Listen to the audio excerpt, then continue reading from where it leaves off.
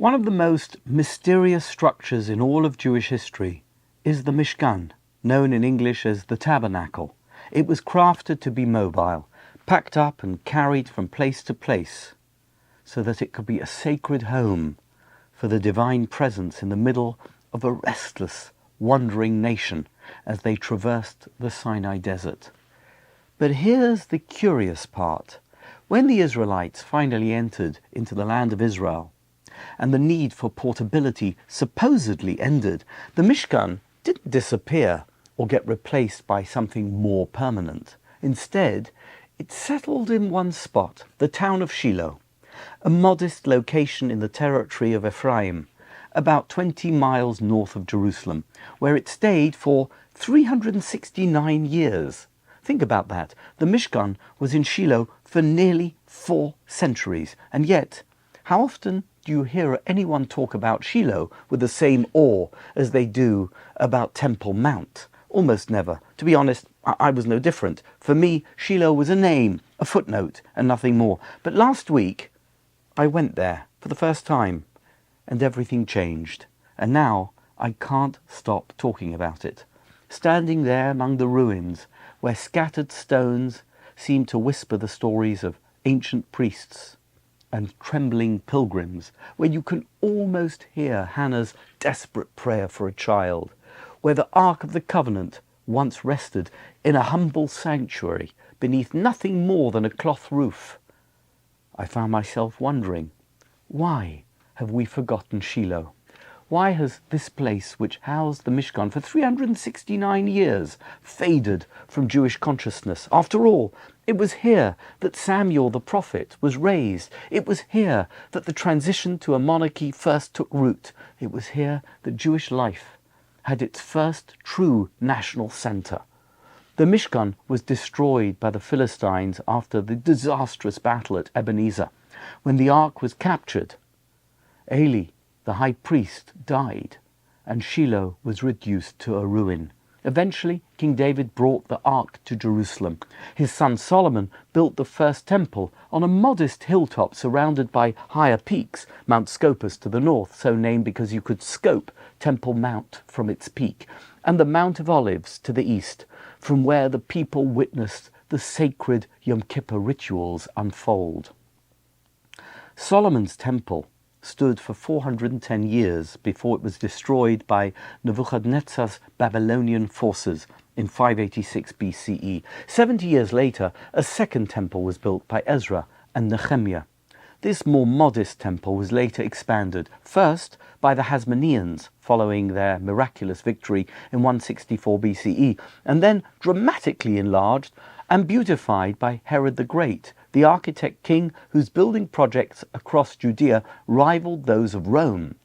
Despite Herod's reputation for paranoia and cruelty, which earned him the disdain of the Talmudic sages, the Talmud records a remarkable statement. Whoever has not seen Herod's temple has never seen a truly beautiful building. But this edifice was also destroyed by the Romans in 70 CE, just like Solomon's temple and the Mishkan at Shiloh before it. Which brings me back to Shiloh, because even though the Mishkan was razed to the ground, and even though there are no grand Herodian stones or giant underground catacombs in Shiloh, there is something profoundly moving about the site, something pure. It was never meant to be permanent, and yet it endured. It was simple and rudimentary, but it worked, and its memory has lasted, at least for those who choose to remember it. Unlike Temple Mount, where access remains restricted for various reasons, there is no controversy regarding walking freely on the site where the Mishkan once stood. Archaeologists and historians are reasonably sure about the exact location, although some debate remains over whether the Holy of Holies was on the eastern or western side of the site.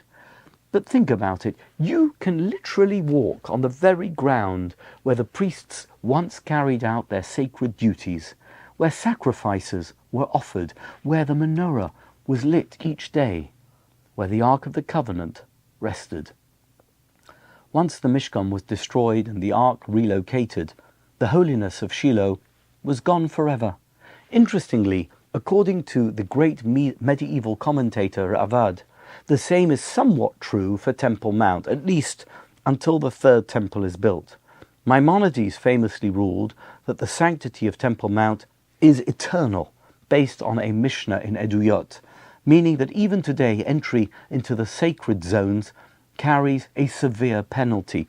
But Ravad, in his gloss to Rambam's Mishnah Torah, sharply disagrees. This is his own opinion, he says, and I do not know from where he derives it. It has been revealed to me as a secret of God to those who fear him. One who enters there today incurs no penalty whatsoever. Nevertheless, despite Ravad's lenient view, we tread carefully. We don't walk where we are sure the temple once stood, out of both awe for the hallowed location and respect for the more stringent opinion. But the Temple Mount area is far larger than just the footprint of the temple itself. Herod expanded it into a massive trapezium-shaped platform, roughly 37 acres in size, and it includes vast areas that are unquestionably outside the original sacred zones. Visiting those areas is absolutely permitted. Thankfully, more and more Jews are going there. Over Pesach this year, more than 6,500 Jews ascended Temple Mount, an unprecedented number in modern history. And among them was me, not once, but twice. I've visited Temple Mount several times before, but for the first time in my life, I was finally able to pray there, together with my sons, unhindered by the intolerant Jordanian guards and anxious Israeli border police. We walked the carefully charted, permitted path around the perimeter, singing Hallel and offering heartfelt prayers. We sang joyously, Zeh Hayom Osa Hashem Nagila V'nismechavoi. This is the day that God has made. Let us rejoice and be glad in it, acknowledging that we were witnessing prophecy come to life before our eyes. The world can deny it, and politicians can ignore it, but the slow, steady reclamation of Jerusalem, of our historic right to the site of our holiest structure, is happening, and no amount of international indignation can change that. It all began in Parshat Shemini, where we read about the original dedication of the Mishkan, assembled for the first time by a newly liberated people, still finding their way. Then Moshe and Aaron were at the helm.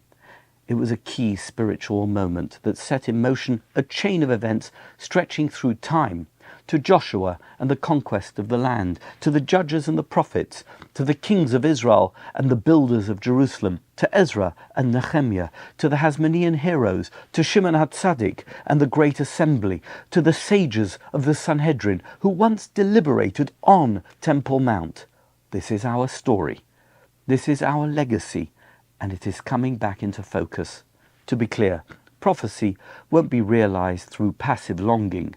It can only happen through meaningful action, through visiting Shiloh, through ascending Temple Mount, through reconnecting with the real places where Jewish history unfolded and where Jewish destiny is being rewritten in our time.